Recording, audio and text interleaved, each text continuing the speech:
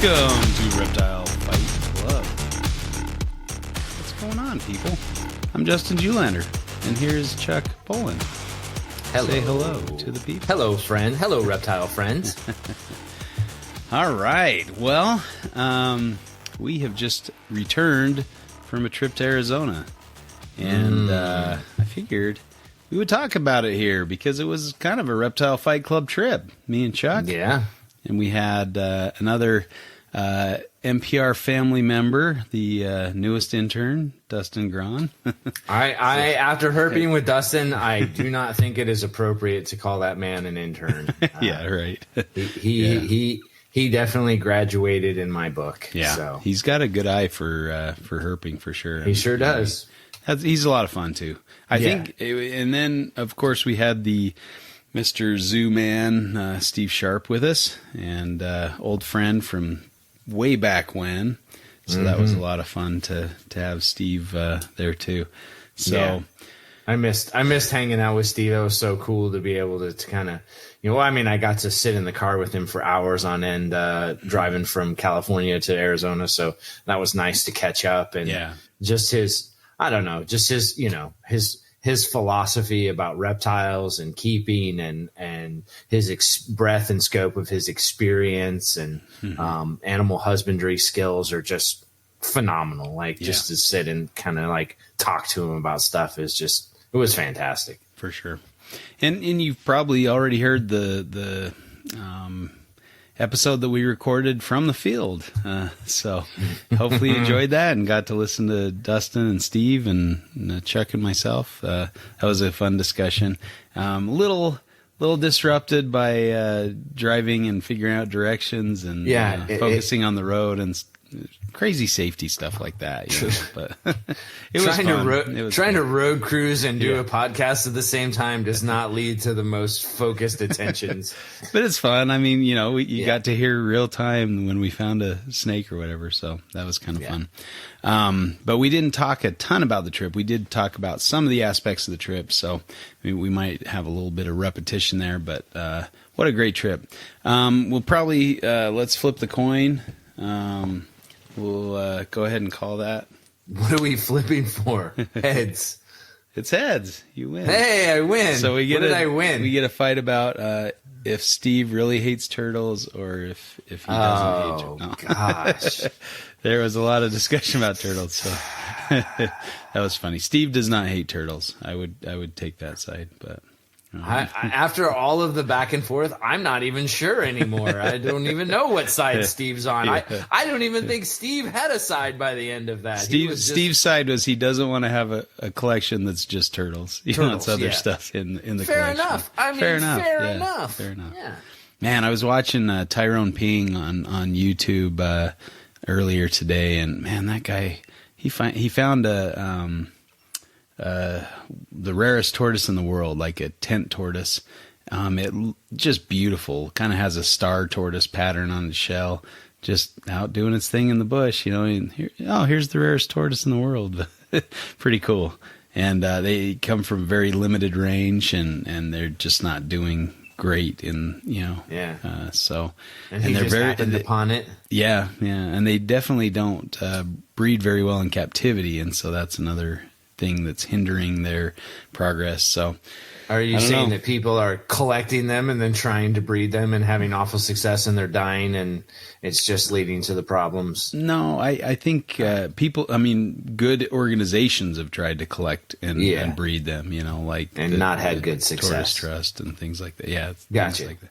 So yeah, I don't know. Anyway, that was kind of an aside. That was totally a side thing. I've been looking at a lot of herping videos when we come back, so I guess that was part That's of what that. it is. Part of that. You're like a herping junkie that is on a herping crash, and you're like, I got to get to YouTube to get jacked back up again. Yeah, I had to go back and I watched a video, and of course I can't remember the name off the top of my head, but I went back. Dr. Mushbrain. Because we'll talk about this, but we went looking for the brown vine snakes in Arizona, and there was, they're not easy to find, obviously, and so that was part of the fun, I guess, of, maybe there's a chance you might see one. And some, there are issues or there are instances of people finding them on their first try. They go down the habitat, drive on the road, and they find one on the road, and,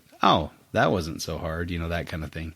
And maybe you had maybe a little bit of that on this trip, your first time out there, and you see kind of some of the harder stuff to find, and you found. Are you saying that? Are you marginalizing my? Oh no, marginalizing my contribution. My not only at all. contribution. Not at all. I'm saying it was a great contribution, but yes, it was. Maybe you might come away with the attitude of, oh, that was easy. That was a piece of cake. So no, that definitely was not easy. But this video is, I guess it's the Catch It is the name of the YouTube channel. But this kid has been looking for vine snakes for years, or he actually compiled all of the old footage of him saying, "Oh, here's a snake. It's not a vine snake," or "Oh, we looked for vine snakes all day, found nothing." And it's like trip after trip after trip showing him looking for vine snakes and not finding any. And then he found one, and he was so overjoyed he started crying. He was so happy that he found one finally, And it was pretty good. It kind of gets you, But so anyway, we looked for some hard targets, and we looked for some maybe less hard targets, but still pretty hard targets. So we'll talk about that. So I guess so to start off the trip, I had some unused frequent flyer miles, and we'd been down in Arizona and herping with Dustin, and I thought, I kind of want to go back during the monsoon season. And I knew that, the NPR guys, Rob and Eric and those guys, they're going to Australia in October, so they probably couldn't do another trip. And so I thought, well, I'll just make it, I'll do a solo run out there. I'll just go down for a few days. Justin's here's an opportunity for me to increase my species count without those guys competing against me. No, he would not do that. Not that the doctor is competitive, because he's not. He's not, folks. I'm here to tell you he's not competitive at all. We've established that, right? Yeah. And so I contacted Dustin. I'm like, hey, if you'll drive me around, I'll pay for gas and that kind of thing. So he's like, sure, that sounds great. So especially with gas prices, they're actually coming down. They were not horrible. They were not horrible in Arizona, which is ridiculous because it's right next to California, where they're still horrible. Oh, everything needs to be expensive in California. Everything is horrible in California. Else how can we drive them out of that state to other states to ruin our housing markets? It's how we're repatriating the nation with Californians. Did I tell you I saw a car? we were going through Yellowstone, and there was a car that had California plates, and there was a note in the window that said, "This is a rental. We are not from California." I don't know if they were getting hassled for being from California. It was just vandalizing the rental. We do not want to pay the deposit on this. Stop vandalizing Stupid Californians! Our car. I got to vandalize their car, stabbing their tires. We Californians. I hate to say it. If you're listening to this and you're a Californian, you are hated in all of the other states in your United States. That's pretty funny, but anyway, so I thought, this will be a fun time to just get down during the monsoon. I'd never really herped Arizona during the monsoon. I've been down in October and June, and then and I thought, well, it might be interesting to kind of compare and contrast with time during the monsoon season. And so scheduled with Dustin, and then I mentioned it to Steve. I was talking to Steve on the phone, and he's like, "Oh, I might be able to come down, and I'm like, that would be awesome. And I, we've had times before where I thought maybe we were going to meet up, or something came up, and so it didn't happen. And so I thought, well, if he can make it, that's awesome. If not, I'll just proceed with the trip. And then I mentioned it to Chuck on the podcast, and so you probably heard that fun thing about. I mean, mentioned that Steve was coming and that I was herping Arizona. I thought I'd mentioned it to you, but I probably didn't. I probably spaced you did it not. Off, so you did not. And I probably assumed that it was just going to be me and Dustin, cruising around in his little truck, which is kind of like a 2-seater. There's not much room in the back row, and so that was one of the reasons that Steve decided to drive down and that kind of thing. And so. And then you're like, wait, Steve's coming? I'm coming then. So, and the rest is history. But Steve drove down, picked you up, and to get there kind of in a reasonable time. I didn't realize this was gonna, this is what he had to do. But Steve woke up at like 1:30 in the morning and drove down so he could be at your place early, like 8 or 9 a.m. 8, yeah. He got my place like 8:30. He said he left about 1:30, and it was crazy. I was up late that night, taking care of reptiles, getting everything done, and I went to sleep around 2 o'clock. I woke up around 6 o'clock, and Steve still had 2.5 more hours in the car. Gosh. So I was like, oh my gosh, Yeah. Like, I don't know why I thought he was closer to you, like, just a couple hours. No, it's kind of a drive. Haul. I mean, it is. And definitely like through having to go through LA area. I mean, it's a pretty boring drive too before you get to LA, or you get through the mountain pass in LA. And then there's LA traffic and all kinds of LA potential fun there. So it's like, but he did. He made really great time. Got to me and. So meanwhile, I woke up at 5 a.m., drove down. My brother drove me out to the airport, and I got to park my car at his house. So that was really nice of him. And I didn't have to pay to, park my car at the airport. And then, flew down. Dustin picked me up, and he, when I got in the car, he handed me a little Rubbermaid container, and inside the Rubbermaid container was a tiger rattlesnake. And, I think he said the airport was thinking he was a terrorist or something. I'm like, why would they think that if you're just sitting here with a tiger rattlesnake in your car, So, but that was our first order of business. We went and released that into suitable habitat close to where it was found or collected. Collected in somebody's yard. That was a relocation. Yep. So we wanted to get it out of whoever's yard it was in, and he sent a picture, and he's like, "Hey, my dad found this, and we'll go relocate it when you get here." And I'm like, "Oh, that's awesome!" And the picture made it look huge, but it was actually kind of a smaller individual. It was kind of younger. Maybe I think it had 2 segments on its rattle, so very young. So we went and released that, and we were kind of hiking back and looking at other stuff, and all of a sudden you contact us, and you're like, "Oh, we're here. We're like, 2 hours away." And I'm like, "Oh, cool. They're making really good time, And then Dustin's like, "Oh crap, we got to get out of here. I got to get crickets, and I got to do this." And so we hurried over and went to a pet store, and they took forever getting the crickets, and so we just kind of were hanging out at the pet store. He finally got his crickets. We ran home, and you guys had beat us to his house. And so, I mean, I was impressed with that you guys made such good time. So we met up at Dustin's house. You guys actually started herping before we even got there. We had a desert iguana that we saw right off the bat when we got there, and Steve's like, "Oh, I can get my my lizard noose," and so we were trying to noose this thing to catch it, and no luck. The dang thing was keyed in. He knew what was coming. So we it was cool to I've never seen like a noose pole like that. I was not familiar with that, so I got to see all kinds of like Dustin's stump ripper, and those are new tools. Now I'm like, I got something I got to get. So Did you ask for anything for your birthday? Get you a good stump ripper or something? Yeah, no, I need to. I mean, they're not cheap, man. That's an expensive. That's an expensive field tool he's got there. So I'll get it. I just slowly but surely get it. That's correct. Good headlamp, good all that kind of stuff comes. Yeah. I got a decent headlamp. My headlamp's decent. I blinded everyone in the car with the damn thing, right? Like, you learn herping etiquette pretty quick when you're on a trailer. Turn your light off. You're blinding me. It goes right into the rearview mirror and blinds the person in the front seat. Really easy.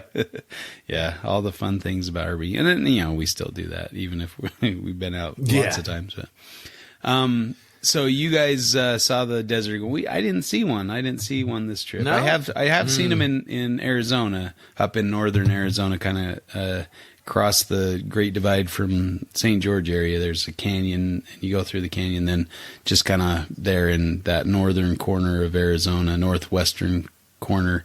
I've seen quite a few. Yeah, they're cool. I mean, I couldn't get that close. It was pretty weary of us, and it was. And just when like, they're out, it's hot, and they're active, and they're fast, it was hot. It was in the middle of the day. It was hot, and that thing just scooted on us when we tried to. Once it saw the news pole coming, it was kind of like, I don't think so. So. Yeah, they know what's going on there. I did catch one by hand once, but it was like a fresh hatchling. It was a little one, so I didn't feel too. I couldn't brag too much because it was dumb and young. But anyway, they're cool lizards for sure. Fun to watch and see. But so then we met up. We loaded up everything into Steve's car and we hit the road. So we went east. Over towards the Chiricawa range. We stopped by a spot to look for Western hognose or Mexican hognose snakes. Is it Mexicans down there? And we'd seen one on one of the NPR trips, and it had just been hit by a car. It looked perfect. It was just laying there in the road. So I was like, I really want to see a hognose in the wild. So that was kind of one of the first targets. So we went out to an area where they were, known to be, and we traveled. Actually, we went to 2 areas where they're known to be found, and struck out on that one. So we didn't. We did not find hognose, but we found other stuff. Yeah, cruising in that area, we saw 3 different snake species that first day.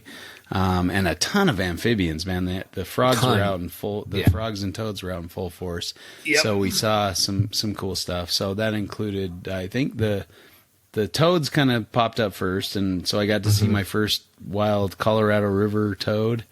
Yeah, really cool species. Big old huge things in some instances. But we also saw some juveniles that had some really nice markings and stuff. But I really like that greenish color. But I guess I'm getting ahead of myself because the first thing we saw was that checkered garter snake, right? And so that was the first snake of the trip. Before that, we actually had Dustin had rescued a couple of toads from an underground aquifer. So he pulled the lid off of it and reached down and kind of fished these toads out of kind of a watery grave if they stayed down there. But he got a Chihuahuan green toad and a Great Plains toad. And so we got to see those 2 species. And man, those green toads are gorgeous. Yeah. Just really cool patterns on them and bright green. Oh, just beautiful things.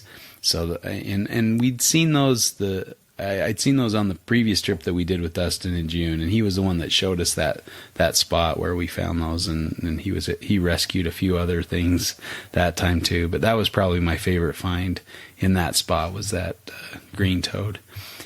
And then we traveled kind of more through the area. We did find a track of it looked like it maybe would have been a big hognose snake or maybe a Western Diamondback or something, but big track across the road, and we looked and tried to follow it, and being a giant teaser. Yeah. But there was a ton of it was basically a dumping ground. There was just trash everywhere. So I mean, a lot of good artificial cover. But also, I mean, just a lot of trash. Just too much trash to even sort. It's just like tons of hiding spots. There could have been 100 hognose in that area, and we wouldn't have seen them because there's just so many. There's just too much to sort through. Yeah. So it was probably in there somewhere, but we weren't lucky and didn't catch on that target. So once it got dark, the toads started coming out. We saw Mexican spadefoots. We saw Great Plains toads, more Colorado River toads. And then we road cruised the snake. Which one was first? Was it the... what did we see that night? We saw Gopher Snake. I'm going to pull up my pictures so we can talk about this in order. But there was... didn't we see a Gopher Snake that first night? I believe we did. Sonoran Gopher. I'm pretty sure we did. Yeah. So there was a Gopher Snake. There was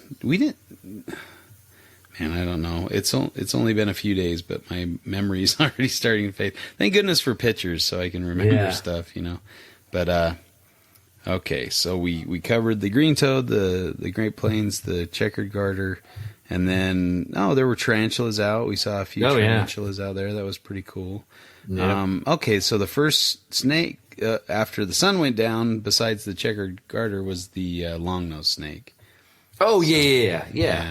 Yep. That thing was beautiful. That's a cool, it really was. That orange in there, man. I don't know. Every time I see one in the wild, I'm like, why are these not more popular in the hobby? Yeah. You know, why don't people breed these? I mean, they're just gorgeous. That orange, they're almost like a tricolor in some ways, or maybe a bicolor. But I always heard they were really difficult to get established. Like they'd only eat lizards, but both Steve and Dustin were like, nah, people can get them established on rodents pretty easily.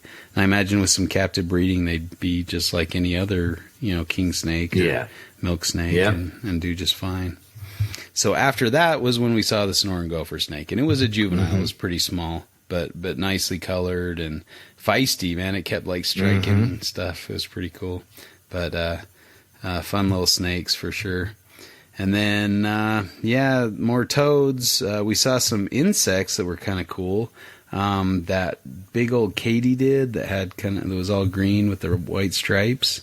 That was kind of neat looking. And then that walking stick was pretty cool. Oh, yeah, the walking stick was cool. Yeah, and I think that was actually after we drove to the next area where we camped. It's kind of more of a deserty spot out kind of. It was actually New Mexico, so we crossed the border. Yeah. Just a bit into New Mexico, and slept in a nice sandy wash. It was pretty. That was a cool spot, man. It was, that was a cool spot. Yeah. I really enjoyed that spot. I kind of wish we had found some more stuff there, but I mean, it was. It can be hit or miss in that spot. Hit or miss, but we did see a couple cool things. But so we walked around after we parked and set up our camp. We walked around for a bit, and Steve had a cool flashlight that would make these different minerals glow. Do you know what that was all about? I didn't catch the discussion on that. I mean, it just makes, I don't know, it's just whatever's in some of those rocks luminesces with that light. It's almost like it looked almost like a black light that causes certain minerals to luminesce under that light. But yeah, it was pretty neat to kind of look at some of those rocks and see some of those colors. Pretty cool. Yeah, he shined it on some, and they glowed orange, really cool orange glow. And then I turned on the normal light, just the white light, and it was like they were just ugliest plain rock you'd ever. Yeah, exactly. Nothing to them. So. Yeah, so then I think it was there that Dustin found that walking stick, and then we were walking along, and he spotted this orb weaver that had a praying mantis in its web, and it was webbing it up and getting ready to have a nice feast. So I imagine that could have gone either way, but the spider won out in that instance. I wonder if the praying mantis just flew into it by accident, or if he was actually trying to get the spider, or what, and just lost out. I don't know. Yeah. And then not far from there was a second praying mantis that was stuck in another web, and I think he was actually not as stuck and ended up getting free, or got out of the web. But then we saw a third one, another spider, and the mantis was actually still alive, still kind of moving around. So kind of crazy, bunch of different orb weavers. And if you didn't pay attention, you'd walk right into their webs. Right into them, yeah, for sure. So you had to kind of pay attention to where you were going, which is hard when you're looking down at the ground. Yeah, because you're for reptiles. Exactly. Yeah. So then we kind of walked around for a bit, and then hit the sack, and everybody slept pretty comfortably. I mean, I think I woke up time to time, but it was for the most part pretty soft ground. Yeah, that was the best ground to sleep on if you were sleeping on the ground. I brought my little inflatable. Yeah. My little inflatable mattress. I don't think it mattered where you stayed. You had that. No, man. A nice, comfy mattress. So I'm like, man, that's a good idea. And you start doing that. It was a little legit. Especially later on where the ground wasn't quite wasn't quite so cooperative. Yeah. Yeah. So that was a smart thing to bring, I think. Yeah. Did it sag in the night? Did it lose air? No, dude. No, it was good. It was even in the colder spots, huh? Yeah. No, cool. It was fine. You didn't have to inflate it halfway through the night. No, nice. It did good. It did good. Oh, hi, Ruby. Thank you. Yeah, I just brought my little desert sleeping bag, so I figured we were going to be out in the desert. So I kind of have this light, cheap, sleeping bag made in China thing. And it did okay there. It was nice. I got a pretty good night's sleep, but and there was some cloud cover, so it was, not too bad. I didn't plan the trip in the best regards for the moon phase, and it was full moon. The moon came up nice and bright, but the cloud cover kind of mitigated that a little bit. But and we still saw plenty of stuff. So we talked about that on the last podcast. With Steve and Dustin about the moony moon did not stop the herpy herp. Yeah, and maybe if it wasn't a full moon, we would have seen twice as much. Who knows? It's hard to say retrospectively, but yeah. So we woke up to a very nice sight. The sunrise was fantastic. It's beautiful out there. Just bright orange, horizon where the picturesque, picturesque sunrise. Just beautiful. So we walked up on top of the rocky outcrop there and enjoyed the sunrise. Although Dustin had a little accident there. He stepped down on some rocks and split his foot open, like his heel, just like this big gash from the rocks in his heel. He was bleeding all over up there, and that was pretty rough. But he handled it like a champ. He was limping. Rubbed some dirt on it, put a sock on, and exactly moved on. Maybe limping around a little bit here and there, but he's a pretty tough kid. He didn't complain. He didn't stop him at all. Maybe it slowed him down a little, so he was more at our level and we could keep up with him. Exactly. It's probably the reality of that. But yeah, it was really nice just to sit and enjoy the sunrise and watch it progress. And then we got to Herp and we walked around that area and Dustin found an alligator lizard, which we didn't expect because it was a pretty, deserty spot, and alligator lizards are usually found up in the mountains. So that was kind of a shock. And we actually found out you can find Montane rattlesnakes out there too. So that was a little bit of a surprise as well. So I think we're going to go back there and maybe try to hit some of the upper elevations to see either more alligator lizards or maybe some clobs or something. But that'd be cool. Definitely a cool spot. We saw some spiny lizards on the rocks. I think I got pictures here and there. But and then as we got back in the car, we were hoping to see a Gila because this is a decent spot for Gila monsters. But that was the big one. I think we were really looking to hit. But we were kind of targeting them, looking around the base of the rocks. But we did not get lucky with that. And I haven't seen a Gila monster at this spot. But as we drove out and we're heading other places, there was a giant Aatrox right in the middle of the road. Big old Aatrox and nice kind of pissed. Like that thing was pissed. He was ready to rumble there. Yeah. But had that nice kind of pinkish undertones and really a pretty snake. Beautiful snake. Struck repeatedly. He wanted to go under the car. We were trying to keep him from going under the car. And my gosh. It's like he knew what a hook was and he could evade a hook pretty easily. Yeah, that was the most non-hook cooperative snake I've ever seen in my life. Yeah, right. Slipping over that hook. It was totally difficult.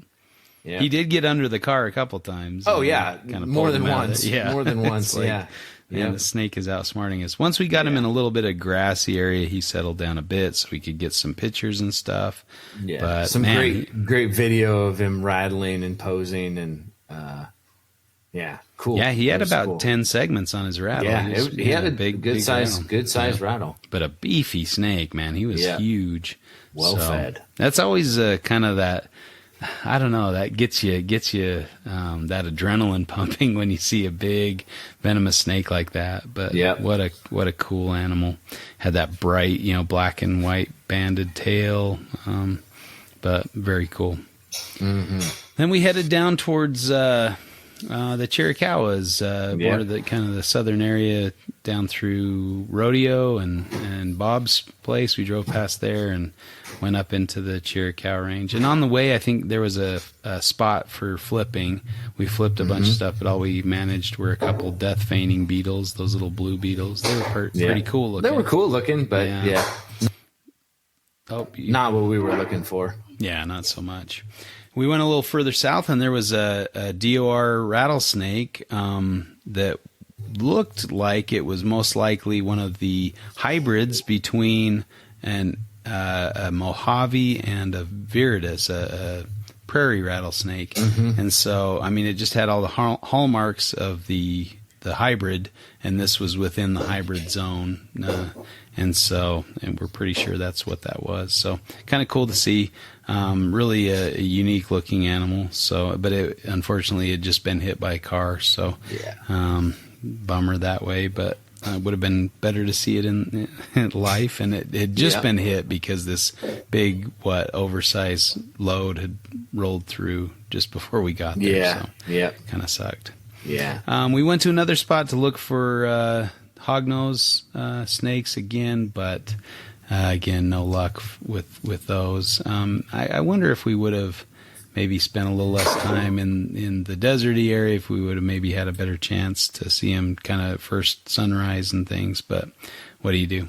So we headed up into the mountains. That's what we did, and went to an area where we were hoping to find the twin spot rattlesnake, Crotalus pricei, and we'd been up in the mountains looking for those a bit, but hadn't had any luck, and spent quite a bit of time and energy looking for them.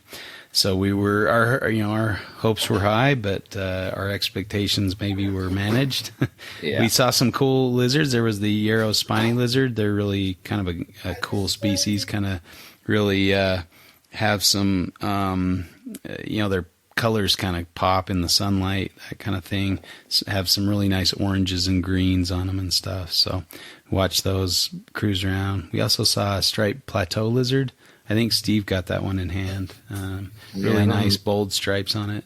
Did you see that? I don't remember that one. I wonder if you were over the hill or something. But I might have been off. We kind of split up a little bit to kind of maximize our chances, which is always that's the best. That's the best. That's the strategy. You got it. Yep. Exactly. Yep. So exactly. The species count was rising, with each new lizard found, and I think I'd seen the striped plateau lizards on previous trips. So, but it was new for you and on that one. And then if you saw it, I don't remember if you saw it. Yeah, I didn't, but you're right. It's all new for me. Yeah.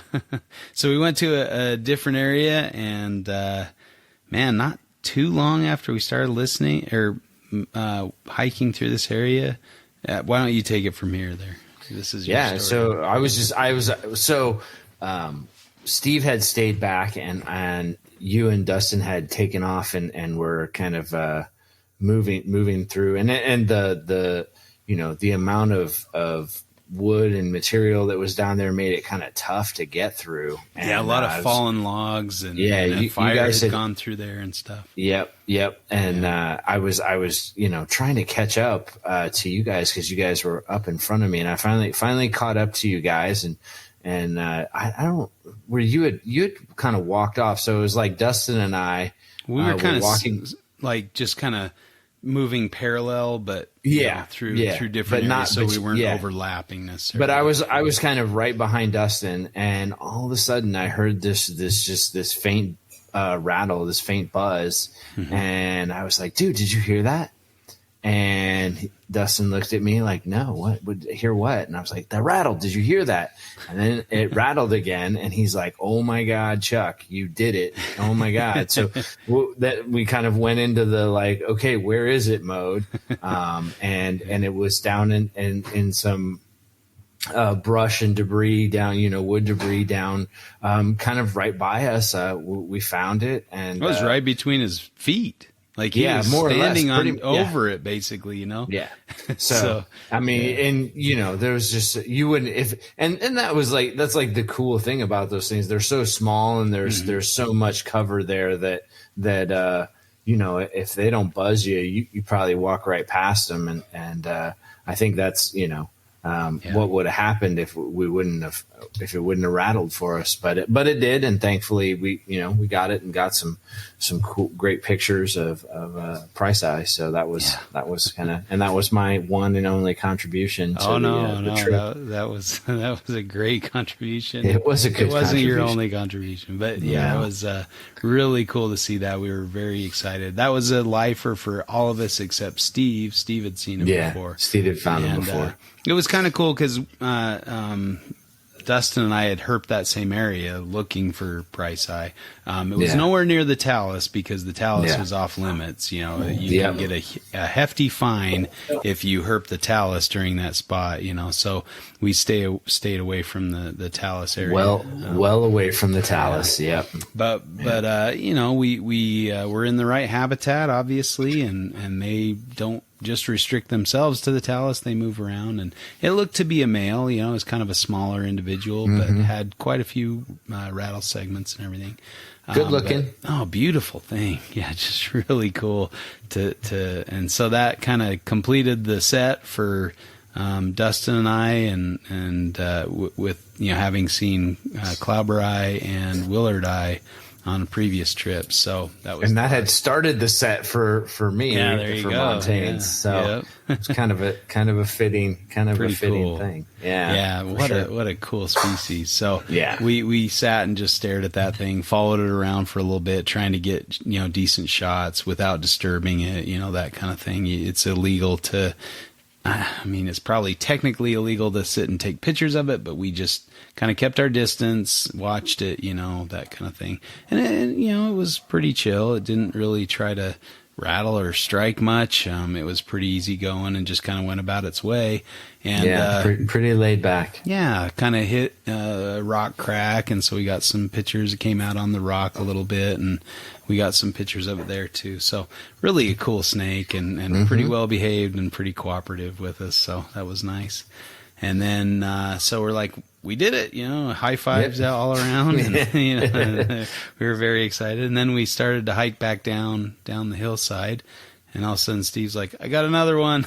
There was a female. I think we had walked. Steve was behind us, and we had kind of walked past it. I think we kind of spooked it, and so it went to kind of come out of wherever it was hiding. And I guess it buzzed when Steve went by, which alerted him, and it was so really kind of cool, man. Just you know, like, holy cow, two lifers 2 minutes apart, like two Price Eye, very close to each other. And this was in shed. It was a larger individual, looked maybe like as a female, and in deep in shed, you know, had the blue eyes and everything. So it crawled across a rock, let us get some shots of it, but it was kind of not as cooperative as the first one. Definitely the shed affecting its demeanor a little, for sure. And that I think we saw another snake in shed as well during the trip, didn't we? Didn't we see another in shed snake? Anyway, it seemed like they were a little feistier when they were in shed, but this one rattled at us quite a bit, you know, as we were observing. I'm sure all that rain got stuff moving, and those snakes ate, and it threw them into shed, you know. Yeah, for sure. Yeah, so the monsoon's a good time to be out there. Yeah. So we were pretty on a pretty good high. Felt confident and triumphant in our successes. We definitely did a lot of looking around that afternoon trying to find Price Eye. So to hit two was that was pretty gratifying, man. It was pretty gratifying. It was an amazing experience to just sit and watch those snakes. So very cool stuff. Yep. So. And then, we decided, okay, we hit our target. Let's let's go move to the next mountain range and try to let's go celebrate. Add a couple more. Yeah. We went into town, got a nice meal in celebration, and then went over to Bob's place and over to the Chiricawa Desert Museum. And in Rodeo, you'd been there before, right? You've been there a couple times. Right? That was my first time, so that was that's super cool. I mean, I know we had talked, and you had kind of described how the museum was and stuff in our conversation, but to kind of be there and see it, and Bob was gracious enough to kind of take us through and show us some of the stuff all his rattlesnakes, and that was super cool. What a great, amazing collection. Yeah, definitely a fantastic collection, and Bob was really gracious to take the time to show us around and spend some time with us. He obviously was super busy. He had a what was it, like a Wolfgang dinner he was doing? Wolfgang was there. Yeah. He had a ton of people, and we actually saw him up at the Price Ice spot. Yeah, we sure did. We didn't know. He's like, "Hey, was that you?" I was like, "Yeah, was that you?" Like, "Oh yeah, Like, oh, okay." Yeah, so, it was cool to meet him in person though, because I was friends with him on Facebook and things like that, and probably interacted with him in the past online, but it was nice. And then Gordon Schuett was there. Yeah, that guy was cool. Awesome. He's super cool. So what a cool guy, man! Like super knowledgeable, just like really friendly, and just engages with you. Just really nice. Just cool. Like that was fun. And it's like I felt like Bob's place is like where reptile friends meet. You know what I mean? It's just like a place where people. It's one of those you have to hit that spot at some point in your life. If you're a reptile fan, you got to get out to the Chiricawas. You got to go see Bob's place. Felt like, and I felt like for that area, Bob like put together a spot where everybody comes together and like while they're herping, and like it's just like kind of special, like kind of a special place that was like, man, this is you felt a deeper connection to the reptile community when you were there, just because it's like a place where everybody goes. So it was a super amazing opportunity to go through the museum, pick up some books, spend some time at Bob's place. It was nice, man. For sure. That was a really cool spot, and to just sit and chat with Bob and see his stuff, and it was cool. So I mean, just the knowledge base that he has about just about anything in that area. I mean, the guy knows the area and knows his stuff for sure. Yeah, and it's so great just sitting there listening to his stories and hearing about different localities of rattlesnakes and what they look like in different areas and things. He just knows that area like the back of his hand. So he sure does. He sure does. Yeah, I'm unfortunately, I mean, I have to go back there in a couple more weeks to pick up my books. Darn it. That's fair. That's fair. You're gonna try herping, yeah. I was gonna say, are you gonna side project a herp? For sure. Yeah. I gotta get Heidi out there a little bit. I think she's gonna go with. Is she gonna go with you? Yeah, I think so. Keep you safe on the long drive. Exactly. Yeah. Nice. But, nice. We need a little road trip. That'll be fun. For sure. Hang out. She'll love it. Has she been out there before? No. She'll love it. That'll be great. Yep. So then we decided to head over to the Huachucas, and so we went and cruised a road on the way there and saw a lot of cool stuff. I think the first thing we ran across was a vinegaroon.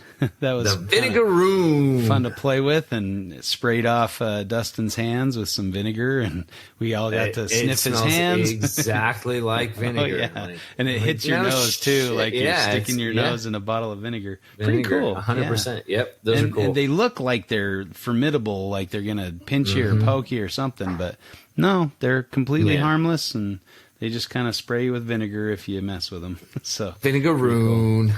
And then that nice little beautiful Gopher Snake, all kind of kinked up on the road. You know how they do that little, make themselves look like a stick. They're all weirdly positioned. So that was cool to see. Beautiful stuff. Yeah, those Gopher Snakes down there, the Chihuahuas down in southern Arizona are pretty snakes. Nice. This one was striking repeat. This was the one that was striking at us a lot. Yeah. It kept bluff striking or hissing at us and stuff. Then we ran across not hit, but came across a juvenile Diamondback rattlesnake that was just this gray color with these bright yellow spots along the back with, a dark border. Beautiful animal, really a pretty snake. I like the look of that. Yeah. Just kind of chilled, and we got it off the road. And then not long after that, I think there was another little Western Diamondback, even smaller than that first one. Just same pattern and color. They, beautiful snakes. Pretty. Yeah. Then came, I think, one of my favorite finds of the trip. I agree. Oh, it's so beautiful. I agree. Those Montane black-tailed rattlesnakes, the Melosis.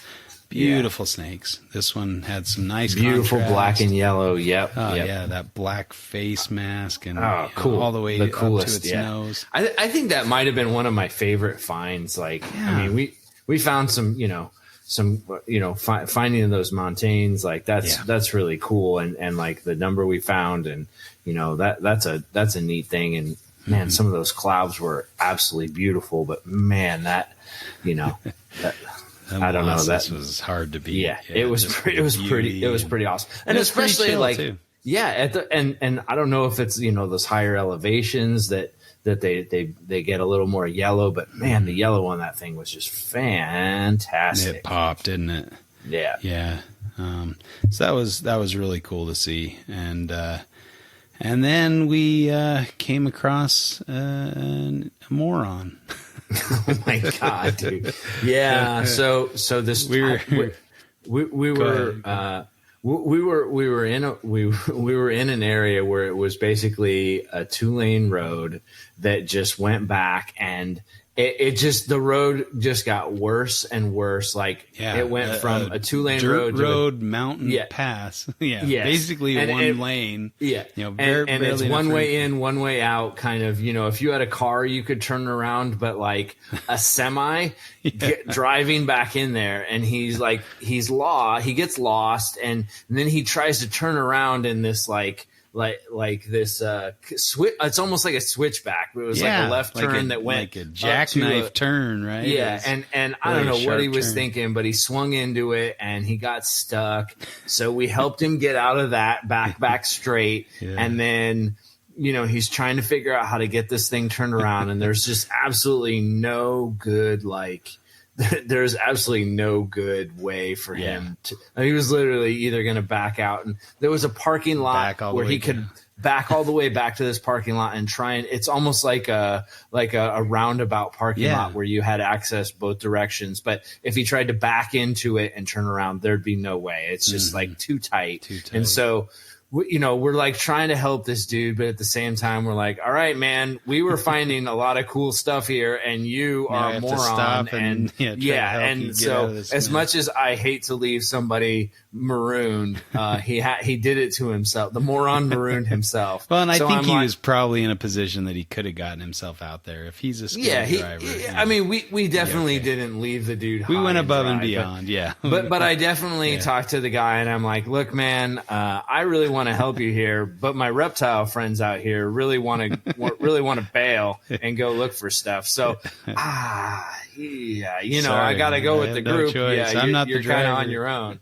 And he was cool. He was like, I totally understand. Thanks for helping me. And we're like, yep, good luck, man. Because we were there for probably a good, 45 minutes. I mean, as soon as we stopped, I'm like, okay, these guys can kind of help him for me. I'm going to go herp this little area. Justin was like, all right, found you guys are another good. snake.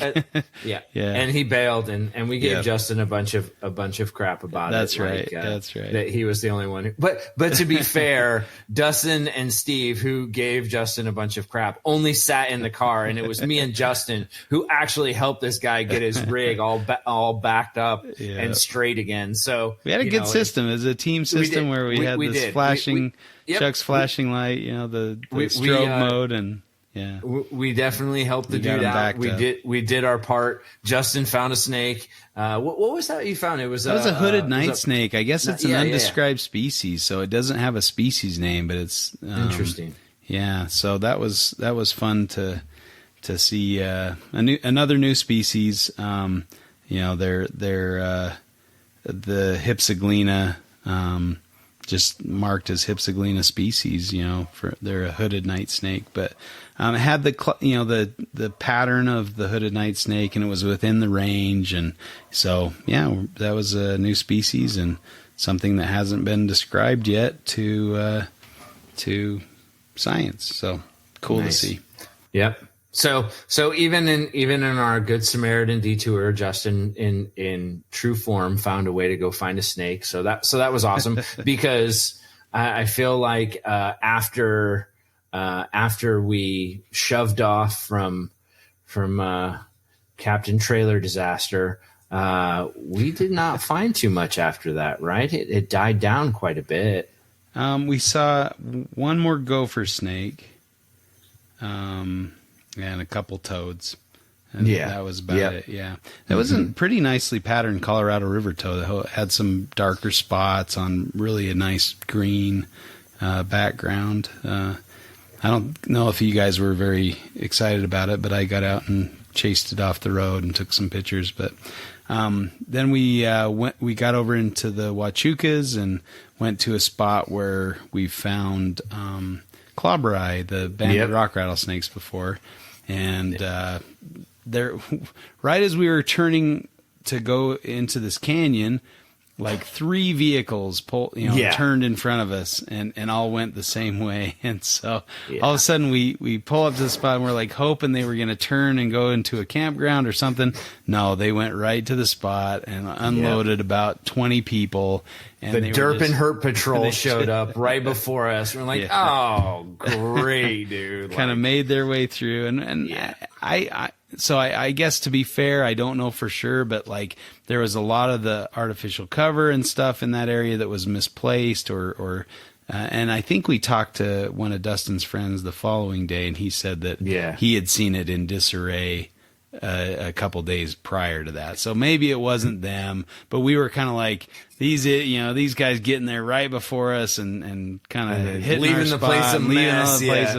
So we were kind of grumbling about them, but they're probably just fine. I don't know. Yeah. But they moved through pretty quick and didn't really see anything, but we found a clobberi. We mobbed up on a clobberi and they walked right past. They didn't even realize we were taking pictures of a snake. Yeah. They didn't even ask. They just kind of walked past. No, it was kind of weird. And so we got to see so that was a lifer for you, and it was a really nice one too, really bluish colored, and kind of a smaller individual, not too small, but kind of one of those maybe 3-4 year olds, but beautiful snake. And so got a couple pictures of him under the wood, and then we went not too far from there and slept in a little campground area. It got a little cold that night. It did get cold that night. Yeah, I had to put on a coat, like one of those little thin puffy jackets. I had to freeze my ass off because I brought my light sleeping bag, and I a typical like Chuck move. I'm like, oh, it's going to be so warm there that I'll just pack shorts and t-shirts, shorts. I'll be fine. Like not even thinking about scrub, thorn scrub or any of the appropriate, tall grass. Like, I mean, it's just like it was. So my legs are super cut up and but anyway, so I froze a little bit that night. It wasn't intolerable, but it definitely wasn't comfortable. There was like dew on the our sleeping bags, and they're everything was kind of wet and dew sponges. And so you brought a nice big tarp, and that was just dripping after we had to hang that thing and dry out a bit. But so then we went back to the spot where we'd seen the clob the previous night, and he was under the same spot. The log next to the one that he was under, and so we got a couple more pictures of him in the daytime, just kind of under his little log area. And then I flipped a patch nose snake, eastern patch nose. Yep. So we got to add that species to the count. Pretty little thing. It was very small, a little juvenile, and it was pretty a little chilly that morning. But we saw a bunch of centipedes, those big, big impressive things under every piece of cover. Yeah, it was a centipede. Yeah. That's right. And the Montane rattlesnakes are known to eat the little scolopendra and little centipedes. So I think that's what they are, scolopendra. That sounds right, doesn't it? Sure, I'll go with that. Yeah, let's go with that one. I am not an invert man. Yeah. So we got pictures of those guys. Then we headed to a different canyon that was inundated with grasshoppers. There were crazy looking grasshoppers. And lubbers everywhere. Trip, yeah, there were. Yeah, lubbers everywhere. Just some really colorful, like brightly colored there is no question in my mind that Southern Arizona's lizard population is doing well because there is enough bugs there to feed an army of lizards. Yeah, you actually got some footage of an earless, elegant earless lizard eating a grasshopper. I didn't realize you saw that. It was pretty cool. Yeah, I don't know where you guys were at, but I seen him and I was just like, this is so cool. And yeah, I just started filming and it was just chowing away and it was funny. It does it's eating it. It's like looking at me like, what are you looking at, dude? Are you coming over here? Are you going to try and grab me? And then it just goes back to eating it. And it's kind of like shoving this grasshopper into the rock to try and get it into its mouth. It would kind of look like with that little varanid action to get it down. So it was a big meal. Yeah, it was. It was a cool little video, and those things are really cool. I really like those nice. Those little lizards. So yeah. Shortly saw quite after a few of those. Yeah. But there were a lot of different, like variably colored ones. Yep, grasshoppers. Definitely. So shortly after, but it was hard. It made it hard because they moved, and so you'd see the movement of a grasshopper and think, "Oh, is that a lizard or a snake?" Or whatever. And it is like there was so much movement out there that it's just like everywhere. You know what's what. But yeah, shortly after getting to the second spot, there was a little newborn Phrynosoma hernandezi, a greater shorthorned lizard, mountain shorthorned lizard. That was cool, man. Yeah, just a tiny little thing. Cool. Steve spotted that one. Just they're about as cute as it gets. Just these little chubby, fat things, but short tails. But yeah, so that was cool to see that one. And then we were looking for more clobberi as well as the ridge-nose rattlesnakes, the Arizona ridge-nose Willardi, Crotalus willardi. Willardi. Or Willardi if you're fancy. If you're nipper read. Yeah. So we told, because Dustin says Willardi as well, so we told him he could say Willardi only if he did it in a nice British accent. So, yes, that's correct. That's good. Correct. Good fun with Dustin. But, but so we were leaving the first spot where we saw the clob, and Dustin's friend rolled up, Bryce. So that was cool to meet him. Nice guy, like really pretty chill, good herper. He's out definitely there. Into it. Yeah, for sure. So and because like right when he pulled up, Dustin's like, "Oh man, whoever that is, don't tell him about the clobberi. Like, let's not, let's get out of here or whatever." And then he's like, and then I hear him telling him about the clobberi. I'm like, "Oh, it must be his buddy." And so we showed him where the clobberi was, and he took pictures of that and or checked it out, whatever. And then so the second spot, all of a sudden we hear Bryce calling to us. He's like, "Hey, you guys want to see something?" So we went over and to check out what he had, and he had a Willardi. That he'd found on a... Oh, that was the other snake. That was the other one that was in shed. Yeah. Nice. Yeah, that came to me right as you said that. Yeah. Nice. So that one was in shed too, and it was just kind of sitting out on, in a patch of sunlight or whatever by the rocks and kind of soaking it in. But so we got some pictures of that one and a couple videos and stuff. It was fairly good size, but that unfortunately was in shed because they're really nice looking. But that kind of completed the set for the trip. We got to see all three Montane rattlesnakes. Got to see it. It doesn't count. I don't know if that counted. Since we didn't find it ourselves, but you kind of it was team. Cool. It was a team effort. I mean, her trips are always a team effort. I'll take seeing it on a technicality. Yeah, I mean, it's better than a zoo tick, right? Yes, that's right. It's not a Phil find. Right. I'm looking for it in Bob's. Phil find. Oh, poor Phil. Oh, poor Phil. He was just really excited to see that desert iguana at Bob's place, and he's like, "I'm counting it." We're like, "No, you're not. This is not even its range, dude." It was pretty funny. So we've kind of Phil find. Yeah, lovingly called it a Phil find in honor of our good friend Phil. It is always done in endearing love. Yes. But those ridge noses are just cool snakes. They're so beautiful. I love that face pattern on those things, and they have that kind of thinner banded pattern. Cool stuff. So on our way out, Steve found another clob.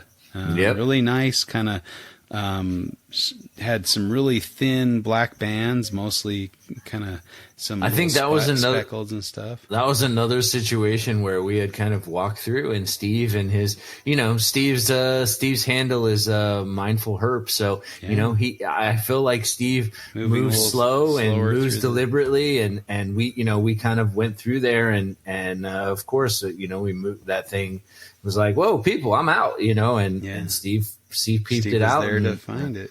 Yep, scooped it. We got to get some great pictures of it. So moved across this rock face that was perfect spot for it. Kind of I mean, it was right where it should be.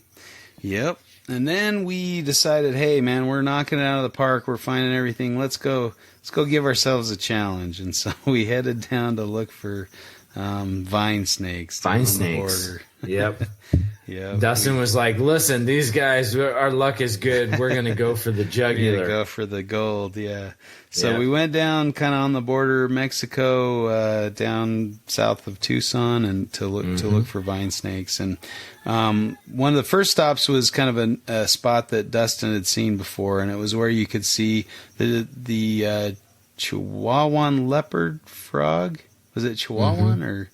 Yeah, Chihuahuan leopard frog. I think that's right. Which is a vulnerable or endangered species. Like it's has a very restricted range, is not doing great in the wild, but we were lucky to see several of them and actually rescue a few that had fallen into a kind of a pit area, and there were a few that were dead. I'm surprised they haven't done something about that to keep these poor frogs from dying. I know that's endangered anyway, and so we got two that weren't dead and put them back into the pond area. So I don't know. That poor pond, I mean, that pond is like right adjacent to that thing. So if those things jump into there, they're just not getting out. Toast, so that sucked. That sucked. Kind of lame, but yeah.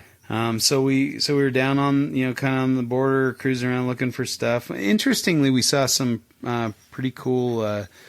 There were canyon tree frogs out, kind of in the middle of the day, in the heat of the day, sitting on rocks and stuff.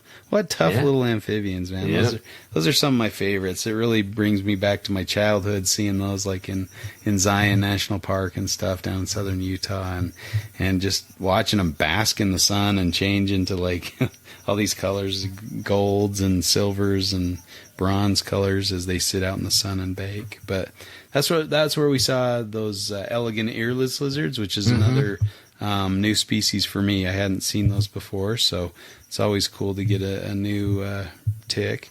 And then Steve flipped a massive centipede. It was huge, probably 8 inches long. I mean, this thing was intimidating. 20 feet long. It was 20 feet long. That was the best. Steve told us about. He was down in that area herping, and he ran across a couple of border agents, and one of them said, "Yeah, there was a. Did you see that video of that 20-foot long centipede?" And Steve's like 20. Do you know how long 20 feet is?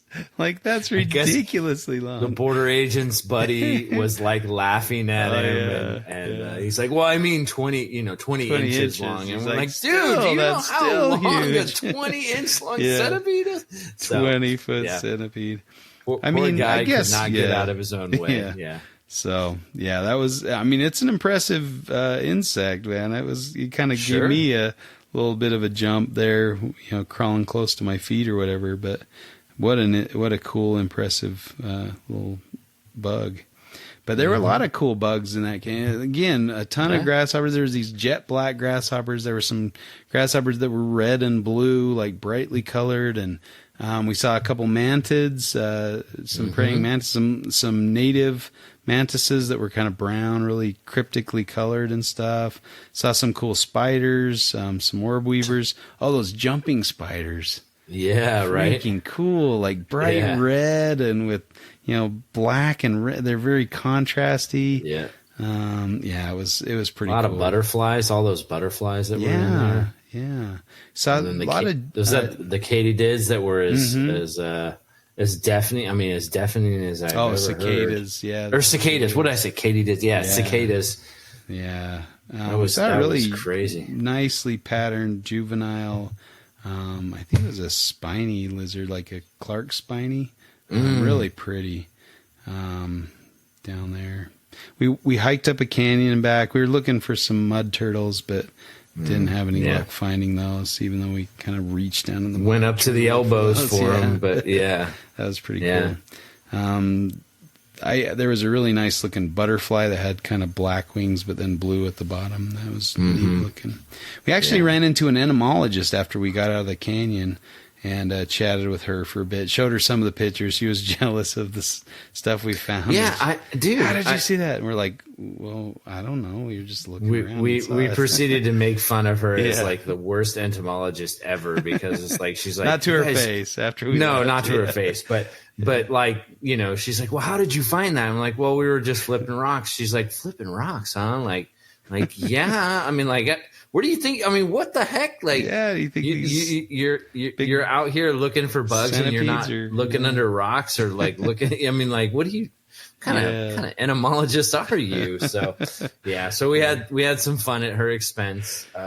She was pretty cool though. She was cool. No, she was cool, and super. Bunch of folks worked. So we had come to the conclusion that she was a new entomologist because of her enthusiasm.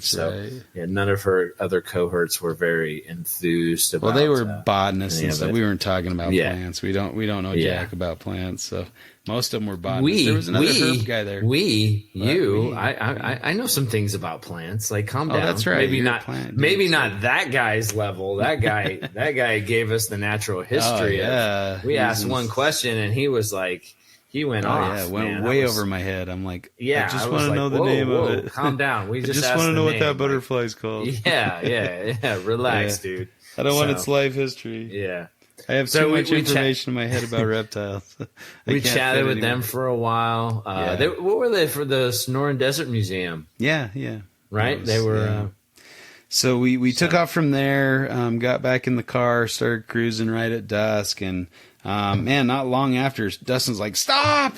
And so oh my God. Steve was responsive, hit the brakes, and Dustin got out of the car, and he's like, you were inches away from running over the snake. There was a nice eastern patch nose on the snake. Beautiful animal. Just these... almost just bright orange belly, and like... If that had been really some of your colored... other... If that had been some of your other herb drivers, that they may have ran that over. That's right. Yeah. So that was a close call for that guy. So he was happy and schweezed all over Dustin. And God damn, that thing stunk too. And it would not hold still. Ooh. And then we hear the entomologist coming, and she's driving. There's this like dragon. I'm like, are you dragging something? Like, is there something stuck under your car? Like, she looks under there. Do you not hear that giant dragging noise? Like, no. What do you think that is, lady? So and her whole wheel well, like her wheel well guard had come loose and was like dragging under the car. So luckily she had like some ramps, and she drove up on the ramps, and they got it loose. Got it off. Yeah. At least we could kind of get a little bit ahead of them, so we weren't having to worry about them hitting the snake or something. We were definitely trying to stay pace so that nobody moving in and out of where we were would run over anything that we were trying to road cruise. Yeah. So. And then not long after that, we found another snake on the road, this beautiful garter snake, a black-necked garter. Dude, oh my gosh, it was so amazing. Cool. Like, just like army green with white sides, like its belly was like I think white. I think people think like Garter Snake, and they just underappreciate how awesome those things can be. But wow, kind of a bluish colored head, blue gray, just nuts, and then those man. bright neck spots where it gets its name, and behaved nicely. It sat and posed for pictures and stuff. I do think it schweezed on Dustin, but it definitely schweezed on Dustin. His hands were smelling pretty good after those two Leopard finds. But Dustin is a man who is not afraid to get schweezed on. Right. So he'll take a schweeze for the schweeze, for the love of the game, for sure. So, and then I think we got back in the car, and I left my Red Bull on top of the roof, and that's right. all this liquid starts draining down the car. You hear this like rumbling on top of the car. Oh no! Stop the car! My peach Red Bull. So I went and grabbed my Red Bull, and you had a couple of Red Bull incidences. When we were cruising the previous night, you had one like just open or had a leak or something. No, I had it in the seat next to me, and all of a sudden there's like, I started feeling like wetness. I'm like, what is this?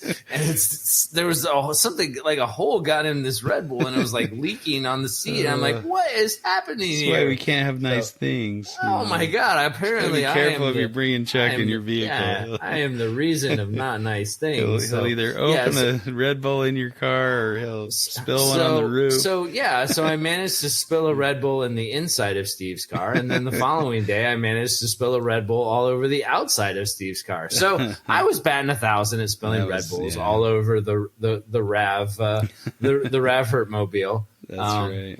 But consistency is the key when you're herping. So you got to keep it interesting. That's correct. Keep correct. Steve on his toes. And I did. Yeah, and I did. So,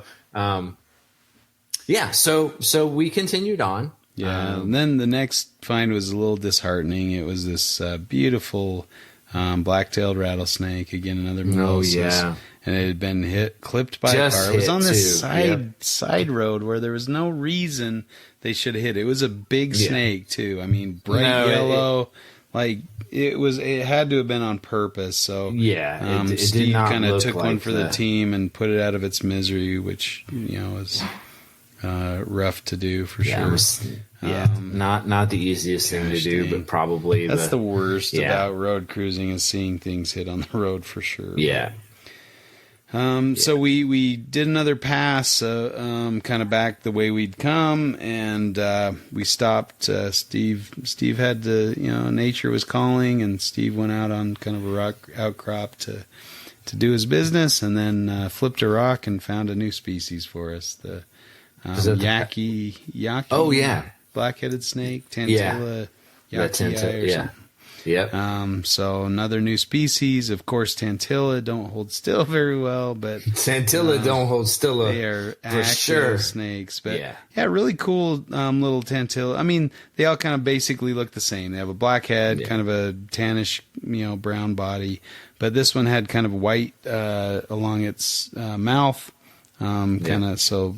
And then a little bit of a faint band, lighter band behind the black head. So kind of a cool looking little guy. Yep, definitely. He actually held still for me while I got some good pictures of him.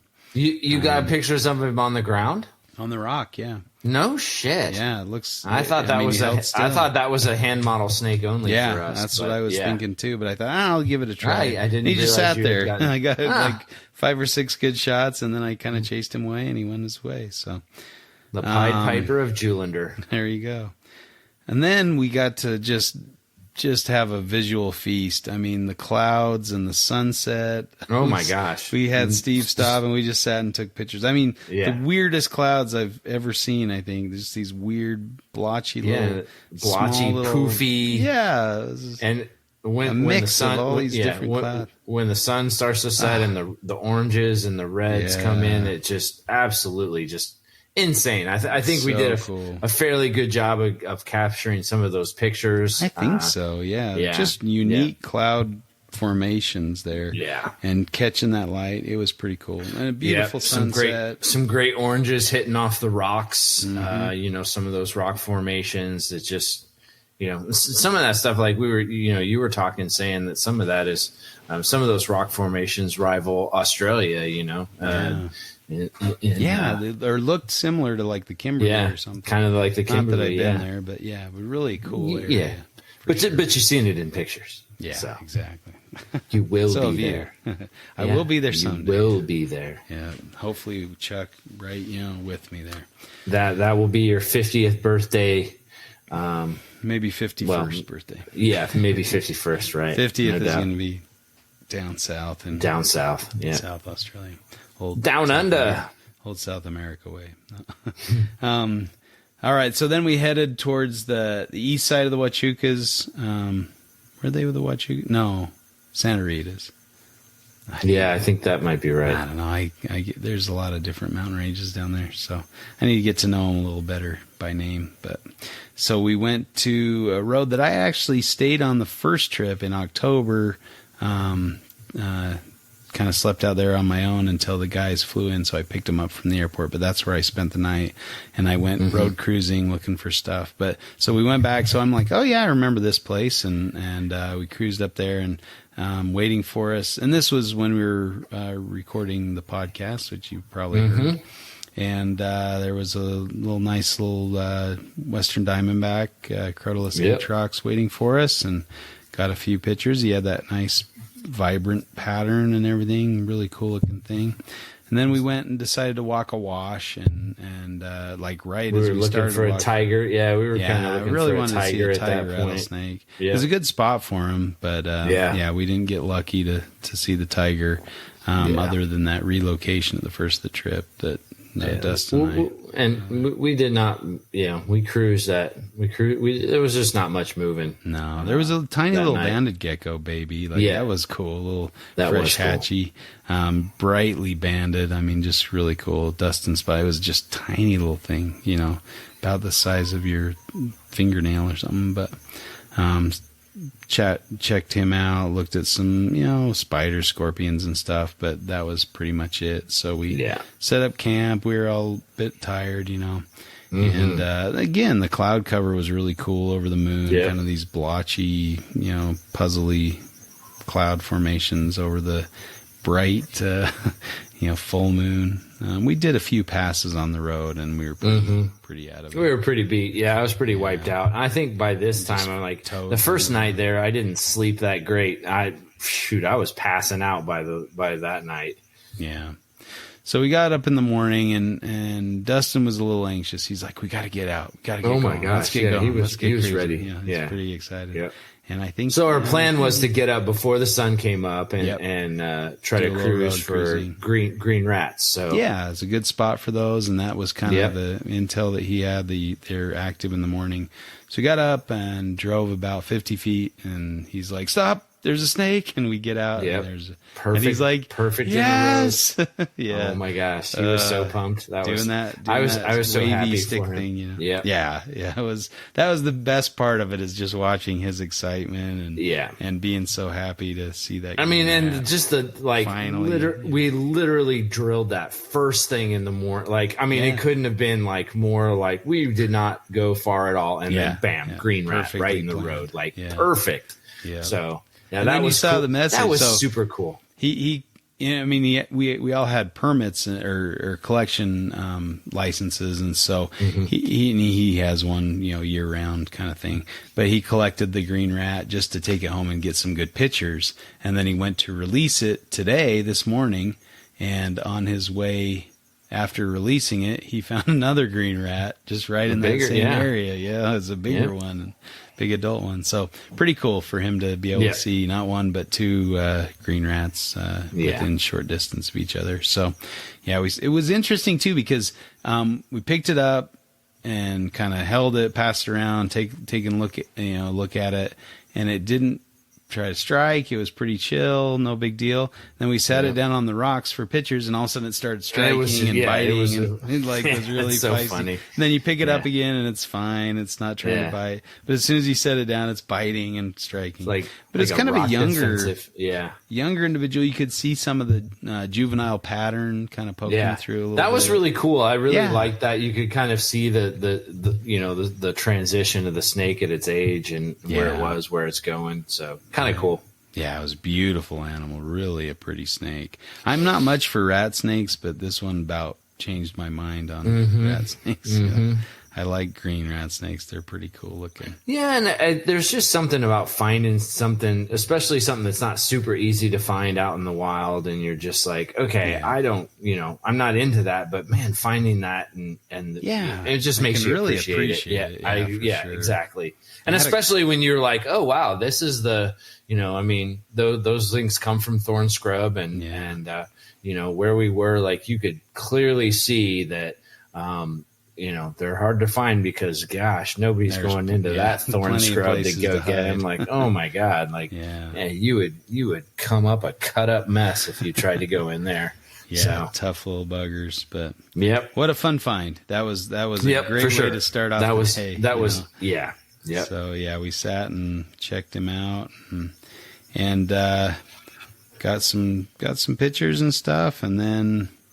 It was time for you guys to take off, so we headed over to Dustin's house and got all our stuff unloaded and got you guys loaded up, and then Dustin and I decided to go back and give it another shot for the vine snakes and came up with nothing, but we stared at a lot of trees looking for those things.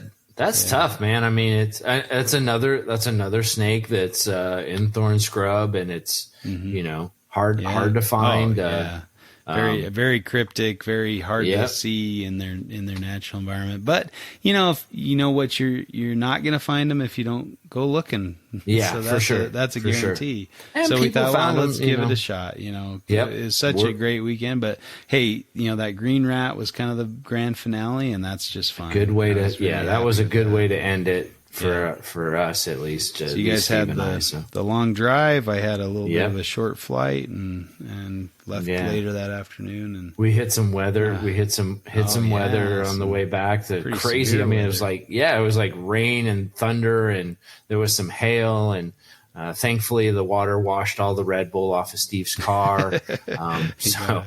He refuses to wash that car because he has a dirt parking lot at work. Yes, yes. No, literally. So when he dropped me off, so you know how like all that that kind of dirt accumulated on his back, on the back of his car, like his back window and stuff. He literally dropped me off after we had drove through that monsoon douching of a rainstorm, and there was still dirt stuck to the back of that car. I'm like, oh my goodness.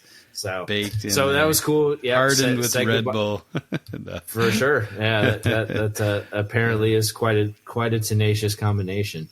Yeah. But said goodbye to Steve and sent him on his way. Yeah, I chatted with him while I was driving from the airport back home, and we sat and talked while we both drove, and that probably helped us both stay awake pretty well. Yeah, and we all got home safely, and I mean, what an epic trip. Yeah, definitely. And I mean, it was only 4 days. It seemed to go by in just like a blur, like a blink of an eye. It was over. So, I mean, it's a good trip when it feels like it. It was so short. Just kind of went by so fast. So great times. But I'm glad we could share that experience and have just a great time out there with Steve and Dustin, and can't wait for the next trip. I'm already obsessed with vine snakes, and there's something to be. I mean, don't get me wrong. I stank like the ass end of a horse by the time I got back home, and it's definitely, we definitely roughed it, and but there's out, there's something. There is something to be said for it's super convenient when you herp and you're just herping and you're like, all right, I'm tired. Like, all right, let's find a place to sleep. And you just pull over and you set up your stuff and you sleep and you get up the next day, you brush your teeth, you put on some change of clothes or whatever, and just back in the car and you're on your way again. Yeah, so give yourself a thorough wipe down with a baby wipe or something. And yep. Get going again. I did have those the melon cucumber baby wipes that were nice and clutch for sure. And I don't think I offended the guy next to me on the plane. I kind of apologized in advance, but he's like, "You're fine now." It's So I mean, it definitely, I definitely see that that style of herping has such a convenience and great place that allows you to get out there and really maximize your maximize your time and. It's just a different experience, I think. And I mean, it is uncomfortable unless you're smart like you and bring like an inflatable, mattress. That was a smart move. That was a good one. Yeah. My mind said yes, but my back said no. So I kind of had my Thermarest didn't do bad. It was no, it's one of the other brands. I can't remember, Climate or something. But yeah, it was okay. I was pretty comfortable. I think Steve had some. Yeah, his back was acting up. Yeah. I mean, I felt bad anytime you're sleeping on the ground, but it was nice to get back to my bed. I mean, and that's the thing. If you don't have times on the ground, you don't appreciate. You don't appreciate your bed. Right? That's correct. That's correct. You're right. And Dustin made the comment like, I have camping buddies that don't like to herp, and I have herping buddies that don't like to camp. So this was the first herp trip that I've camped. So I got to mix both worlds of camping and herping. And it was glorious. Yeah. So I think I'm going to be visiting that area, quite a bit. Well, I'm going to invite myself when you do. There you go. So, let's make it happen. And we got to get down to your neck of the woods again. Do some I mean, that'd be fun. I'm certainly down to we can jump off from my place if you guys want to leave your car and take the truck out there and go for a weekend of wild herping out in the Anza. I'm down. Sure. Drive up to the Ocotillo and get wind blown at Alan's place and do all that. All right, man. Well, we kind of cheated on this one. We didn't fight much. No. Steve hates turtles. Steve hates turtles. No, you're supposed to fight and say, no, Steve loves turtles. Okay. No, I think Steve hates turtles. Steve can come on here and tell us why he doesn't hate turtles. He's got to defend himself. That's right. Cool, man. Well, it was a great trip. I'm excited for the next one already, but that was one for the books. That was an epic one. I think we got a total of, I think it was 34 was our herp count, species count in amphibians and reptiles. Was it 34 or 38? I think it was somewhere around there. I thought it was 34, but it may have been more. So, great trip. Well, when I brag about it, I add more apparently because I think I was saying 38. Each day that you've been back from the trip, you had another 76 species. It was insane. I mean, we did. It pales in comparison to some people's trips where they find like 400 snakes or something. But it was a great trip, and I can't wait to get back out there. So no, for sure. Well, hopefully you guys enjoyed this, even though we didn't fight much. It was fun. I don't know. I like hearing about herp trips, so hopefully you do too. But thanks for listening, and we'll catch you next week for another episode of Reptile Fight Club. Get out there and herp. It's the shit. Fight Club.